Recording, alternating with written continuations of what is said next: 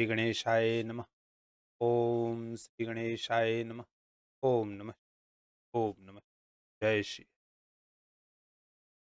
शिव महापुराण रुद्र संहिता पार्वती खंड अथाष्टोमो अध्याय। नारद मुनि का हिमालय के समीप गमन। वहां पार्वती का हाथ देखकर भावी लक्षणों को बताना, चिंतित हिमवान को शिव महिमा बताना तथा शिव से विवाह करने का परामर्श देना। जय शिवशंभो, जय मां शक्ति। एकदा त्वं शिवज्ञानी शिवलीलाविदाम्बरः हिमाचल गृहं प्रत्यागमस्तत्त्वं शिवप्रेरितः दृष्ट्वा मुने गिरिशस्तत्त्वां नत्वा नचर स नारद आहूय च स्वतन्यां स्वदण्डघ्रयोस्तापमातयत् पुनर्नर्तत्वा मुनिश त्वामुवाच हिमभूधरः शाञ्चलिः स्वविधिं मत्वा बहुसन्नतमस्तकः। श्री ब्रह्मा जी कहते हैं, हे नारद, एक समय की बात है, आप शिव जी से प्रेरित होकर प्रसन्नता पूर्वक हिमालय के घर गए। आप शिव तत्व के ज्ञाता और शिव की लीला के जानकारों में श्रेष्ठ हैं। हे मुने, गिरिराज हिमालय ने आपको देखकर प्रणाम करके आपकी पूजा की और अपनी पुत्री को बुलाकर उनसे आपके चरणों में प्रणाम करवाया। हे मुनीश्वर, तत्पश्चात स्वयं नमस्कार करके हिमाचल अपने सौभाग्य की सराहना करके मस्तक झुकाकर हाथ जोड़कर आपसे कहने लगे, हे मुने नारद ज्ञानिन ब्रह्मपुत्र वर प्रभो सर्वज्ञ सत्वं सकरुणं परोपकरणे रतः मत्सुताजातकं ब्रूहि गुणदोष समुद्रवम् कस्य प्रिया भाग्यवती भविष्यति सुतामम। हिमालय राज कहते हैं, हे मुने, हे नारद, हे ज्ञानीन, हे ब्रह्मा के पुत्रों में श्रेष्ठ, हे प्रभो, आप सर्वज्ञ हैं, दयामय हैं और दूसरों के उपकारों में लगे रहने वाले हैं। गुण दोष को प्रकट करने वाले आप मेरी पुत्री के जन्म फल का वर्णन कीजिए। मेरी सौभाग्यवती पुत्री किसकी पत्नी होगी? इत्युक्तो मुनिवर्य त्वं गिरीशेन हिमाद्रिणा विलोक्य कालिकहस्तं सर्वांग च विशेषतः अवोचस्तत्त्वं गिरितात कौतुकी वाग्युव सारदः ज्ञानी विदित वृत्तान्तो नारदः प्रीतमानसः। ब्रह्मा जी कहते हैं, हे मुनि श्रेष्ठ, हे तात, गिरिराज हिमालय के ऐसा कहने पर कालिका के हाथ और विशेष रूप से उसके संपूर्ण अंगों को देखकर कौतुकी, बोलने में चतुर, ज्ञानी और सभी वृत्तांतों को जानने वाले आप नारद प्रसन्न चित्त होकर पर्वतराज से कहने लगे, एषा ते तनया मेने सुधा शोरिव वर्धिता आदा कला शैलराज सर्वलक्षण शालिनी स्वपतेः सुखदात्यन्तं पित्रोः कृतिविवर्धिनी महासाध्वी च सर्वासु महानंदकरी सदा। भगवान नारद जी कहते हैं, हे शैलराज, हे, मैंने आपकी यह पुत्री चंद्रमा की आदि कला के समान बढ़ रही है, यह समस्त शुभ लक्षणों से संपन्न है। यह अपने पति के लिए अत्यंत सुखदायिनी, माता पिता की कीर्ति को बढ़ाने वाली, समस्त नारियों में परम साध्वी और स्वजनों को सदा महान आनंद देने वाली होगी। सुलक्षणानि सर्वाणि त्वत्सुतायाः करे गिरे, एका विलक्षणा रेखा तत्फलं शृणु तत्त्वतः। योगी नग्नो अगूढ़ो अकामी मातृतात विवर्जितः, अमानो अशिव वेशश्च पतिरस्याः किलेदृशः। हे गिरे, आपकी पुत्री के हाथ में उत्तम लक्षण विद्यमान हैं। केवल एक रेखा विलक्षण है, उसका फल यथार्थ रूप से सुनिए।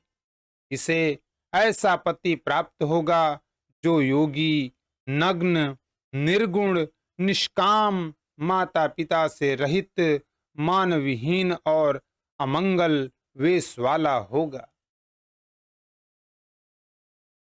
इत्याकर्ण्य वचस्ते ही सत्यम मत्वा च दंपति, मेना हिमाचलस्य चापि दुखितौ तौ बभूवतु। शिवाकर्ण्य वचस्ते ही तादृशं जगदंबिका, लक्षणस्तम शिवम मत्वा जहर्षाति मुने हृदि। भगवान ब्रह्मा जी कहते हैं, हे नारद, आपकी इस बात को सुनकर और सत्य मानकर वे मेना तथा हिमालय दोनों पति पत्नी बहुत दुखी हुए।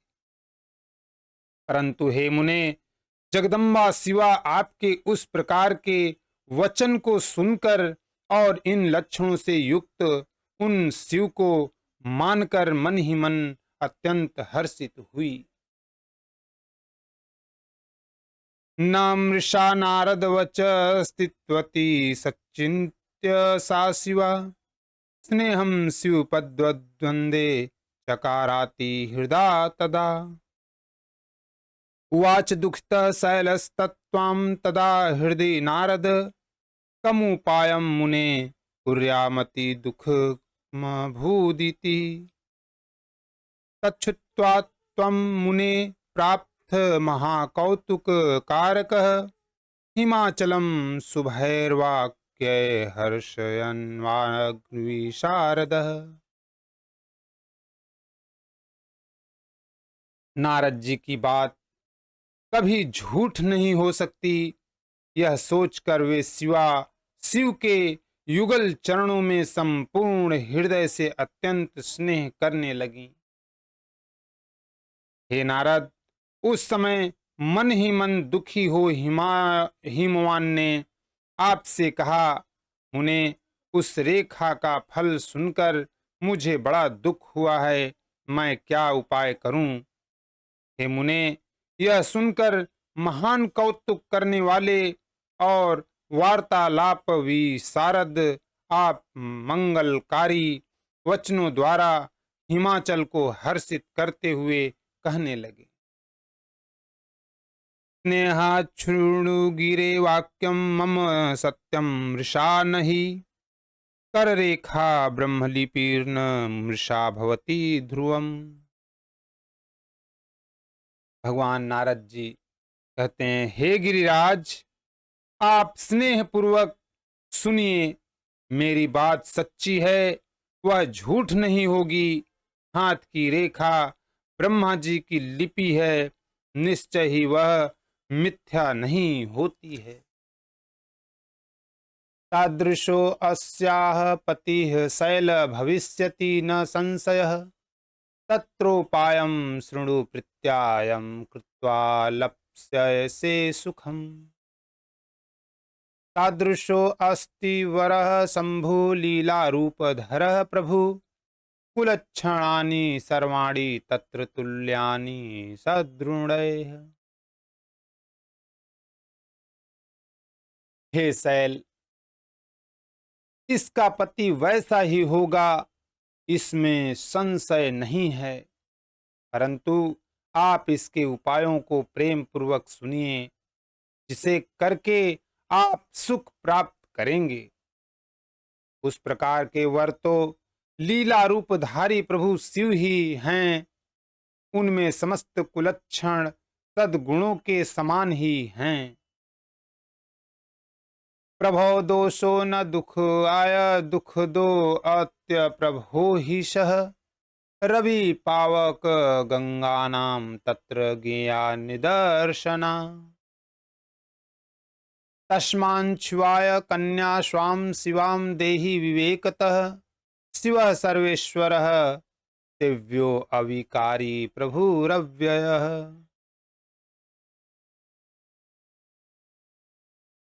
शीघ्र प्रसादः स शिवः तां गृहीष्यत्य संशयम्। तपः साध्यो विशेषेण आयदि कुर्यात् शिवा तपः। सर्वथा सुममर्थो हि स शिवः सकलेश्वरः। कुलीसस्यापि विध्वंसी ब्रह्माधीनः सुखप्रदः। समर्थ पुरुषों में दोष दुख का कारण नहीं होता, असमर्थ में ही वह दुखदायक होता है। इस विषय में सूर्य, अग्नि और गंगा का दृष्टांत जानना चाहिए। इसलिए आप विवेक पूर्वक अपनी कन्या शिव को अर्पण कीजिए। भगवान शिव सर्वेश्वर, सबके सेव्य, निर्विकार, सामर्थ्यशाली और अविनाशी हैं। विशेषतः वे तपस्या से वश में हो जाते हैं। अतः यदि शिवा तप करे तो शीघ्र ही प्रसन्न होने वाले वे शिव उसे अवश्य ग्रहण कर लेंगे। सर्वेश्वर शिव सब प्रकार से समर्थ तथा वज्र लेख का भी विनाश करने वाले हैं।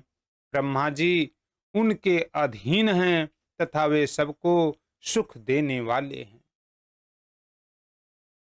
इत्युक्त्वा त्वं पुनस्तात कौतुकी ब्रह्मवीन् मुने।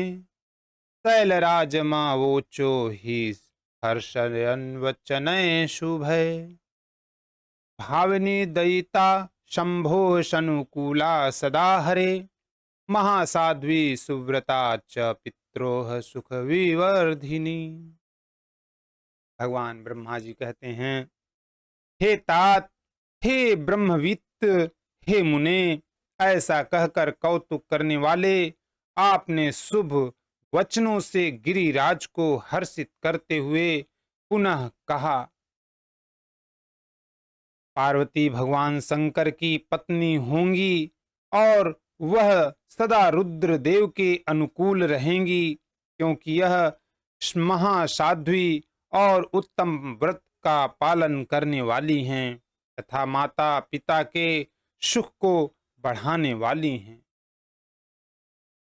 शंभोश्चितं वसे चैषा करिष्यति तपस्विनी। स चाप्येनामृते योषां न ह्राण्यामुद्रुहिष्यति। एतयोः सदृशं प्रेम न कस्याप्येव तादृशं। भूतं वा भविता वापि नाधुना च प्रवर्तते।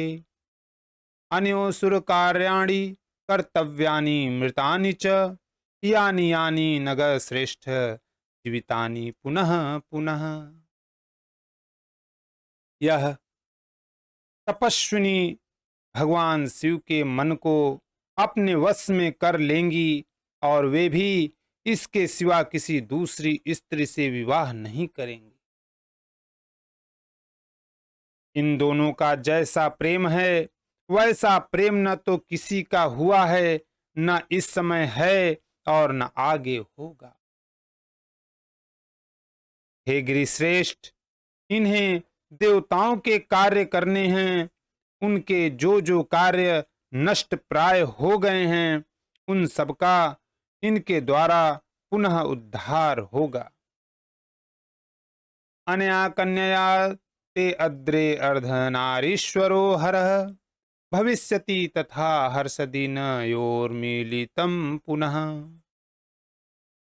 हे गिरे, आपकी इस कन्या से भगवान हर अर्धनारीश्वर होंगे।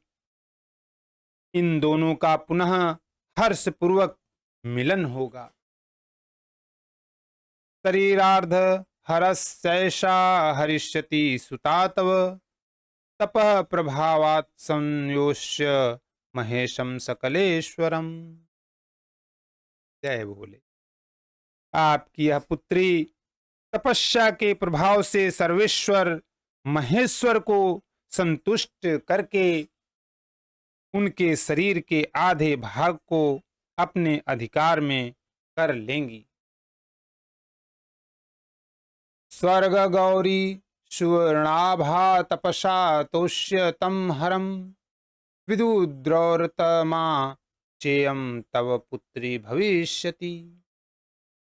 यह आपकी कन्या अपनी तपस्या से उन शिव को संतुष्ट कर विद्युत तथा सुवर्ण के समान गौरव वर्ण की होगी, गौर वर्ण की होगी।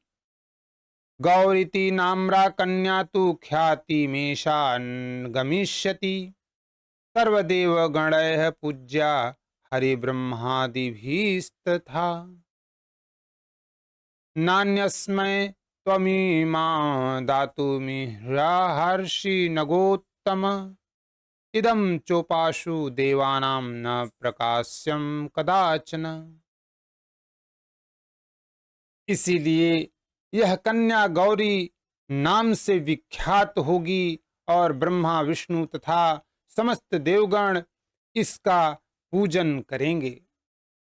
हे गिरिश्रेष्ठ, आप इस कन्या को किसी दूसरे के लिए नहीं देना और इस रहस्य को देवताओं से कभी प्रकट नहीं करना।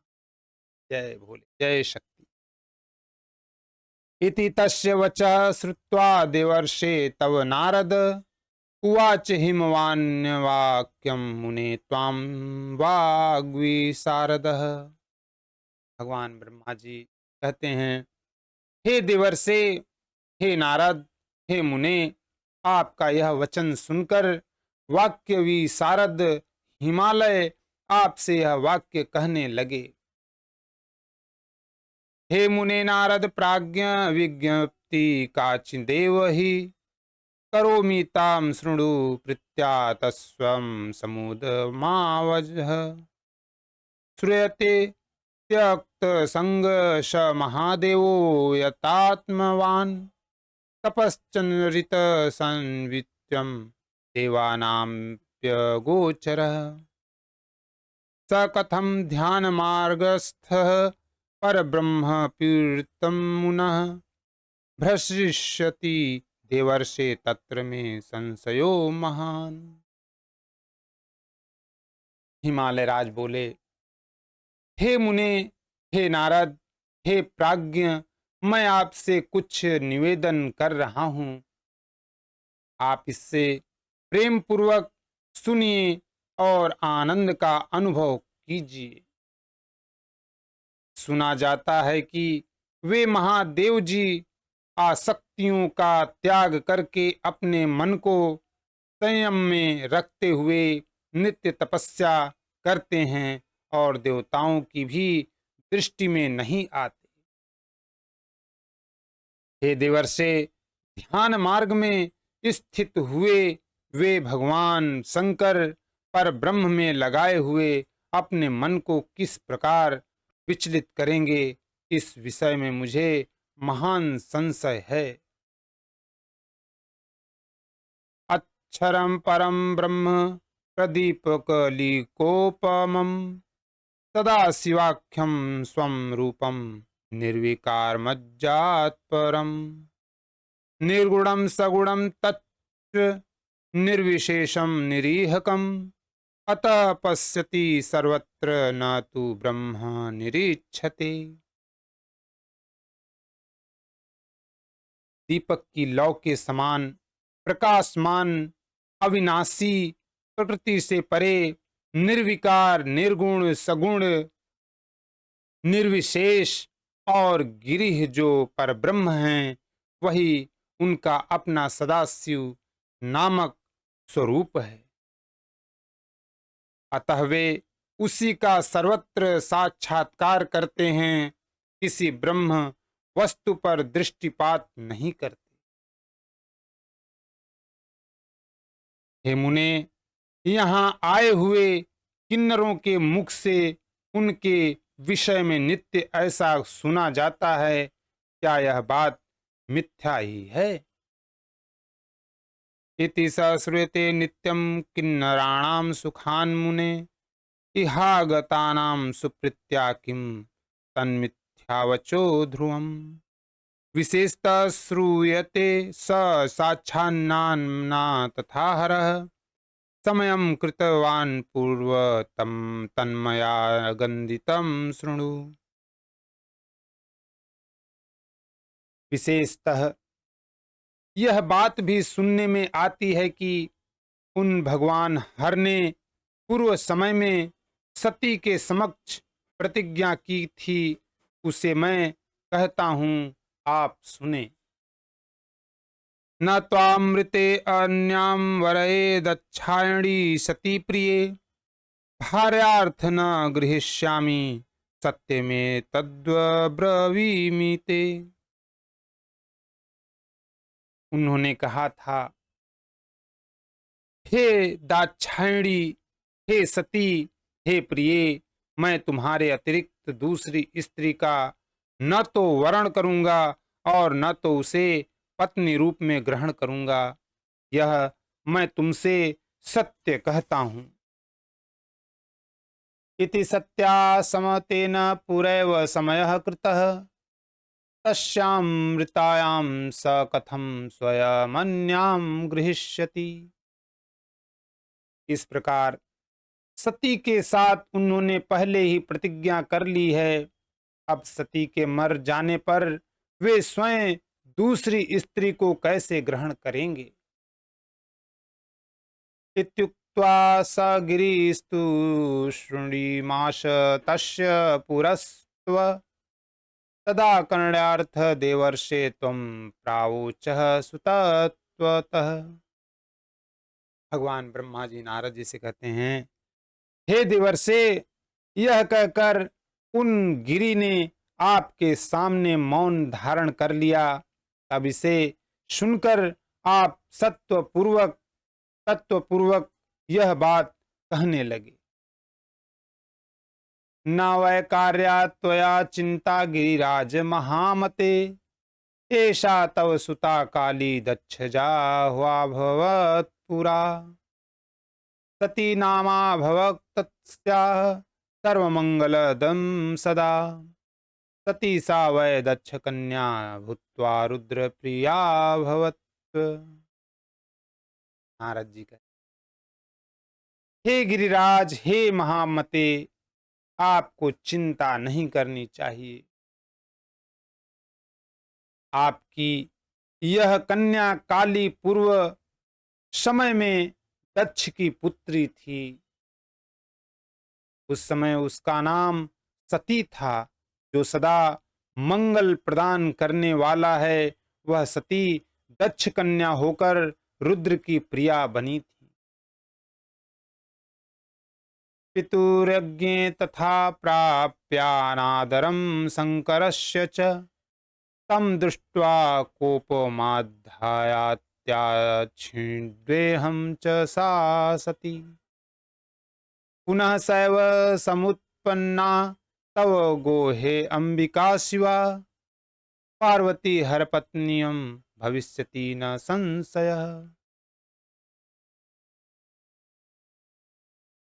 उस सती ने अपने पिता के यज्ञ में अनादर पाकर तथा भगवान शंकर का भी अपमान हुआ देखकर कोप करके अपनी शरीर को त्याग दिया था।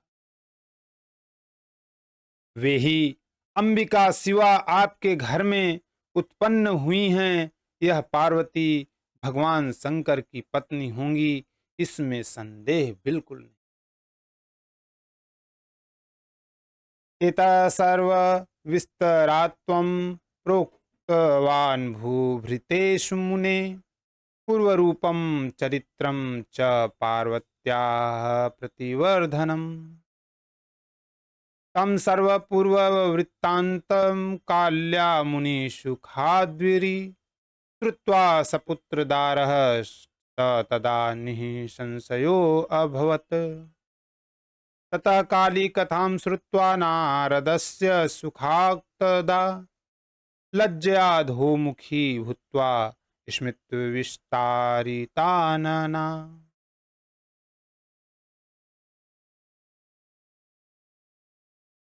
ब्रह्मा जी ने कहा, हे मुने, उस समय आपने पार्वती का यह सब प्रतिवर्धक पूर्व जन्म तथा चरित्र विस्तार पूर्वक गिरिराज से कहा था। मुनि के मुख से काली के संपूर्ण पूर्व वृत्तांत को सुनकर पुत्र स्त्री सहित वे गिरि संदेह रहित हो गए। तत्पश्चात काली ने नारद जी के मुख से उस कथा को सुनकर लज्जा से मुख नीचे कर लिया और उनके मुख पर मुस्कान छा गई। करेणतां तु संस्पृश्य श्रुत्वा तचंरितं गिरि मूर्धिनं शाश्वतथाघ्राय श्वासनान्ते न्यावेशयत्। उसके चरित्र को सुनकर हाथ से उसका स्पर्श करके और बार बार उसका मस्तक सूंघकर हिमालय ने उसे अपने आसन के पास बैठाया। ततस्त्वं ता पुनर्दृष्ट्वावोचस्तत्र स्थितां मुने हर्षयन् गिरिराजं च मेनकां तनयेह सह। सिंहासनं तु किन्त्वस्याः शैलराज भवेदुत्तः शम्भोरुरौ तदैतस्या आसनं तु भविष्यति। हरेरुवासनं प्राप्य तनया तव सन्ततं न यत्र कस्यचिद् दृष्टिर्मानसं वागमिष्यति। तब हे मुने, आप वहां बैठी हुई उस काली को देखकर पुत्रों सहित गिरिराज एवं मेना को प्रसन्न करते हुए कहने लगे, हे शैलराज, इस पार्वती के बैठने के लिए यह सिंहासन क्या है? इसका आसन तो सदा शंभु का उरुदेश होगा। यह तुम्हारी तनया शिव जी के उरु का आसन प्राप्त करेगी, जहां किसी की दृष्टि अथवा मन तक नहीं जा सकेगा। इति वचनमुदारं नारद त्वं गिरीशं त्रिदिवमगम् उक्त्वा तत्क्षणादेव प्रीत्या गिरिपतिरपि चित्ते चारु सन्मोदयुक्तः स्वर्गृहमगमदेवं सर्वसंपत्समृद्धमम्। भगवान ब्रह्मा जी कहते हैं, हे नारद, इस प्रकार आप गिरिराज से उदार वचन कहकर वहां से स्वर्ग चले गए और वे गिरिराज भी चित्त में प्रसन्न होकर संपूर्ण समृद्धियों से युक्त अपने घर चले गए। इति श्री शिव महापुराणे द्वितीयायां रुद्र संहितायां तृतीय पार्वती खंडे नारद हिमालय संवाद वर्णनम नामाष्टमोऽध्याय। इस प्रकार से शिव महापुराण के अंतर्गत तृतीय रुद्र संहिता के तृतीय पार्वती खंड में नारद हिमालय संवाद वर्णन नामक 8वां अध्याय पूर्ण हुआ। ओम नमः शिवाय। जय मां शक्ति। जय श्री हरि।